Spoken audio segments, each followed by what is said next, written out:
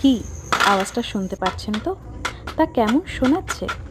ঢিল ছুড়লে কারো মাথা ফাটবে তো? আরে না না, মাথাও ফাটবে না, দাঁতও ভাঙবে না, খুলে যাবে শুধু জিভের প্রতিটা স্বাদের কূপ। তাই প্রথমে আমি চিড়েটা ভেজে নিলাম। যখন হালকা হালকা বাদামি রঙের হয়ে যাবে চিড়েটা, তখন আমি নামিয়ে নেব। এবার কড়াইতে অল্প জল দিয়ে এবার গুড় দিয়ে ভালো করে জাল দিয়ে নিতে হবে। আমি যে কটা চিড়ে ভেজেছিলাম তা আমি দুবারে নাড়ু করব, তাই হাফ হাফ করে নিয়েছি। তাই অল্প অল্প করে গুড়গুলো জাল দিয়ে নিচ্ছি, তা দুবারে করব। তাই আমার ব্যস্ততাটা একটু কমেছে, এবার হয়তো রেগুলার ভিডিও দিতে পারবো। ভিডিও অনেক জমে গেছে, কিন্তু সময়ের অভাবে এডিট বা আপলোড কিছুই করা হয়ে উঠছে না।